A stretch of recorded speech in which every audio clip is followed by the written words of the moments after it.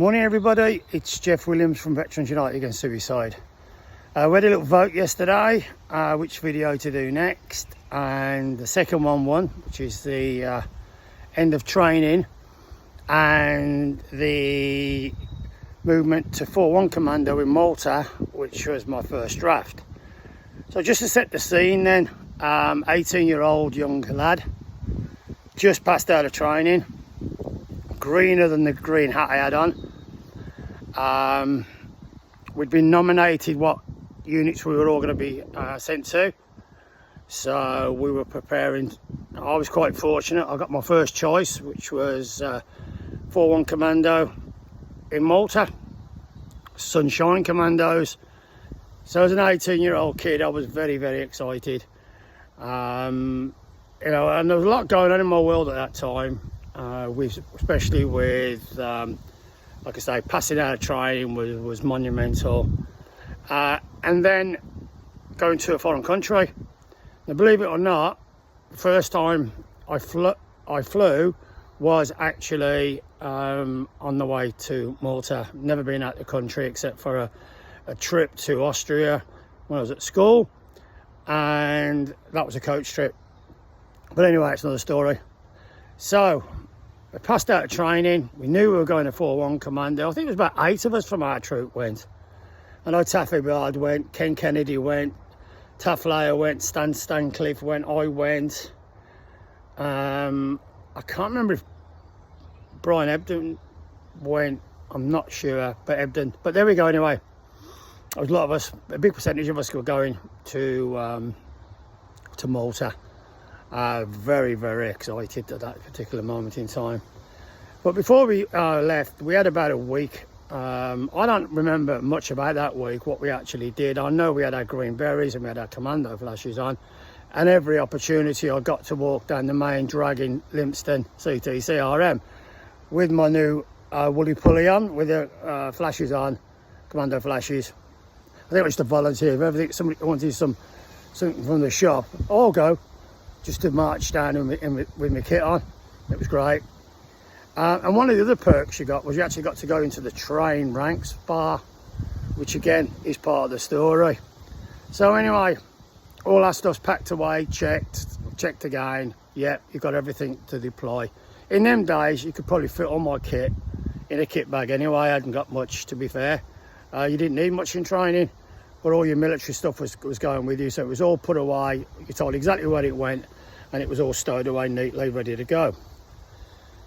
On the day of the race, we decided, because I think coach was about 2 o'clock or something like that in the afternoon, so we had the whole morning just dragging our feet. So we decided to go into the trains ranks bar and have a couple of beers. What a mistake that ended up being. So he goes in there, starts knocking the drinks back. I don't know how many points we had, couple, 3 or 4, I don't know. But I've got a notoriously weak bladder, so that was a recipe for disaster on the coach journey all the way down to, I think we went to Bryce Norton where we flew from. So the coach arrived anyway, and all the kit was put on the coach. And we had that much kit with us, because there's other people that were going to 4-1 as well, that most of the kit got stowed down the middle of the coach, and we all had a whole row of seats to ourselves, if I remember rightly.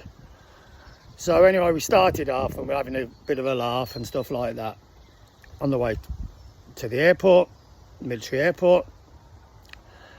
We had to check we had our documentation. We used to travel on, what was it called now, the card? Joint Services card or something it was called. We could fly on the strength of that, and you had your ID card, of course, as well. So we get down to, we start travelling, and it starts getting a bit darker, and most of us crashed out because we all had a few beers and that. And I remember lying across these benches, couldn't believe how lucky I was, seats, and get my head down. Anyway, before I know where I am, we're getting to the guard room at Bryce Norton. Let's say it was Bryce Norton. I'm sure it was actually. And guy gets waved through on the coach. We goes down to the departures lounge, pulls up outside, piles out. all the kit off the vehicle, puts it all on, lies it all down, and then starts grabbing our personal kit and moving up to the checkup point.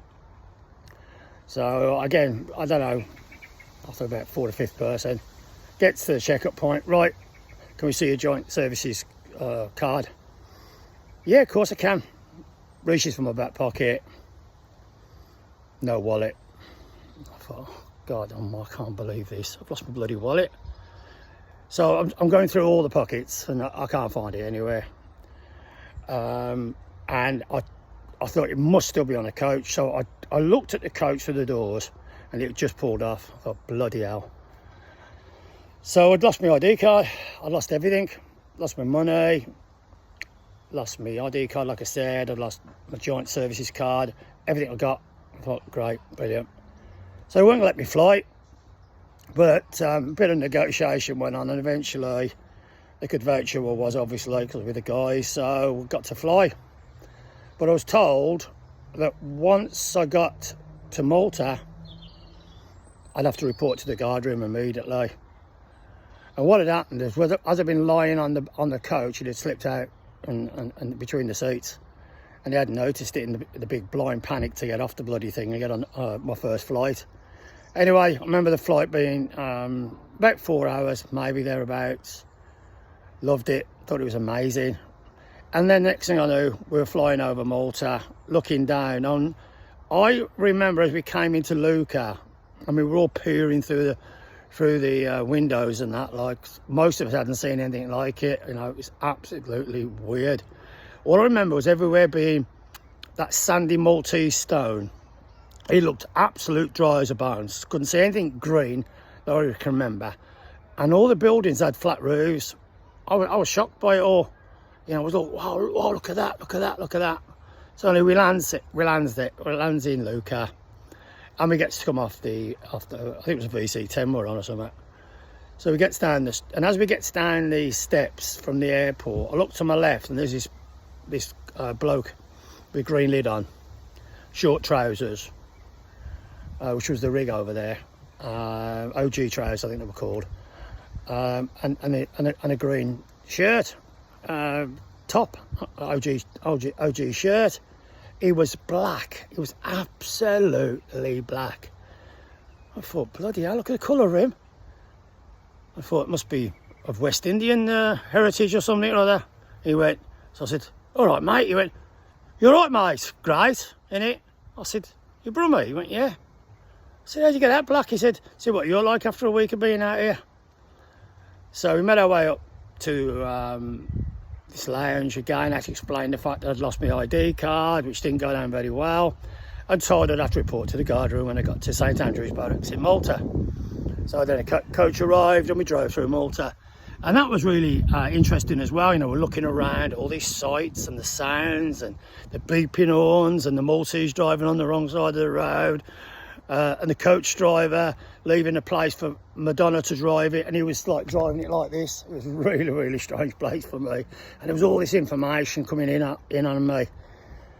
So next thing I know is we get to 4-1. Well, as we approach 4-1, one of the guys said that's the camp there, and you could see it on the hill type thing. And there's this long driveway up to the guard room. It seemed like miles because I was having palpitations that I was going to have to report to the guard commander, tell him that my ID card had been lost. So anyway, I walks in. I was really, really nervous. I mean, everybody else went straight to the accommodation, picked the best beds. I think we went into a transit room to start off with, and they all got their bedding and stuff like that. I had to stay in the guard room. So I waited for the guard commander. He come over. He said, "Who are you?" I said, "Marine Williams, corporal." And he goes, "Right." He said, "What's the problem?" I said, "I've lost my ID card." He went, "What?" I said, "I've lost my ID card en route." And he said, "I can't believe that." He said, I don't remember anybody ever doing that." He said, "So you got no ID at all?" I said, "I've got nothing. Absolutely. As I'm stood now is all I've got." He went, "Right, okay." He said, "You're going to have to report to your company sergeant major on Monday morning," because it was Friday if I remember rightly, and they're going into the weekend. I thought, great. He said, oh, and you can't go ashore. I said, what? So you can't go ashore. Got no ID card, and I've got some bad news for you. It's a prevalent offence in Malta to lose your ID card, which basically means, for those that don't know, it's far more serious than it would have been in UK, because obviously you're in a foreign country. I thought, great, here we go. Typical bloody, yeah, really hacked off I was. So I eventually got to the room, everyone's laughing at me, taking the piss. Sat down, said, a guy came up, he said, right, these are the companies that you're joining. So he went round the list, he comes to me, he goes, you're joining Foxtrot, F Company, 6th Troop. I said, oh great, fantastic, lovely. He said, you'll be moving to your company lines on Monday morning. He said, but for now, you'll be staying here. So anyway, oh, Williams, yes, you're not allowed ashore. If you're caught ashore, he said, lo and behold, you're not going ashore. But bleeding great. Now, all the guys started getting their civvies sorted. Couldn't wait to get ashore. Before I knew who I was the only person in the room. They'd all gone, left me there. I thought, yeah, buddy routine. They want to go off and pull all the decent Maltese birds, and I'm bloody stuck here. So I'm sat there feeling really sorry for myself. Anyway, guy come up the room, checking the rooms, and he said, you all right? I said, yeah. I said, I can't go ashore. He said, oh God, that's a nightmare. He said, this was Friday night, yeah. He said, well, he said, you know, Monday will be here before you know who you are. You'll be okay once you've seen the company commander. I said, oh great, all right, lovely. So anyway, I guess my head down. About 2 o'clock in the morning, all the lads come back from ashore, absolutely minging, all over the place, making a load of noise, waking me up, telling me about all the great places they'd been, all the lovely pubs they'd been in, all these stunning women, blah, blah, blah. And I'm sat at the end of my bed thinking, if you don't shut up, mate, I'm going to knock you out. I say everyone was really excited. So that was my first night in Malta. I thought, it's got to get better than this. Anyway, Saturday, remember waking up in the morning, it was absolutely beautiful. And there was this bloke used to come round in a van. What's his name now? Used to sell what they used to call Zop rolls and Goffers drinks. It was bloody boiling. And there was a queue every time he used to ring. He had like an ice cream van. He used to ring this bell, and everybody come running out the accommodation to get next some drinks. So I'm knocking pop down my throat like it's going out of fashion. I borrowed a couple of quid, if I remember rightly, because I hadn't got no money. And Saturday night was exactly the same. But I got my own back on the Saturday, if I'm honest with you, because again, it was really cheap to drink out there. 5p for a double. Just check that out. And I had, and on a Saturday, they had like a disco in the 4-1 club, which was the Marines bar, basically. So I was looking forward to that. And that was the first time I actually met a Maltese person as such. And like I say, 5p a double it was. And I was drinking Pernod, if I remember rightly. And I had 50p's worth of drinks, or 50 cents in Maltese money, because it was £1 for £1, and basically collapsed. Dragged to my bed. I think I puked up everywhere.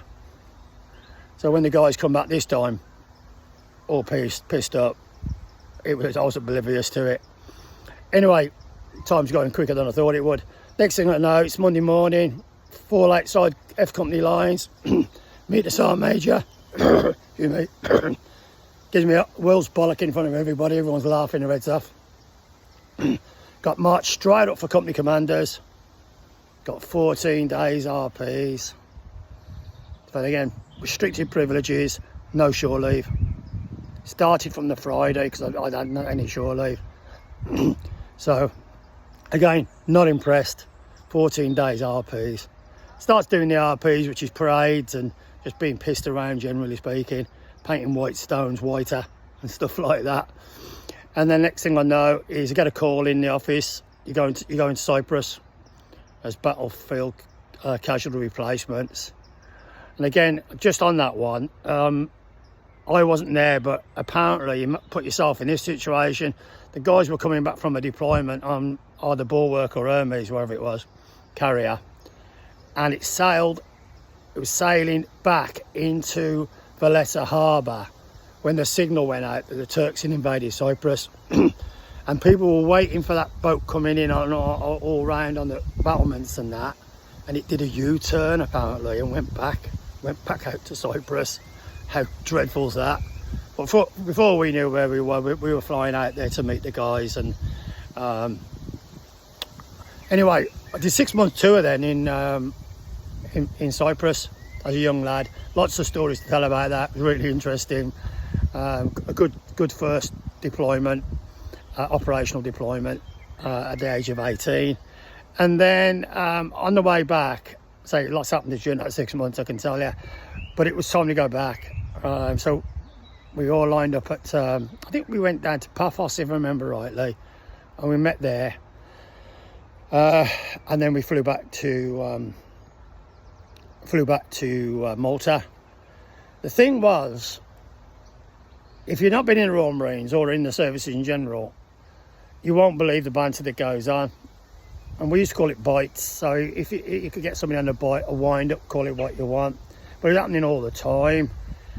And one of the guys told the Sergeant Major that I still had 7 days RPs to complete because I'd gone on the deployment and not done the 7 days.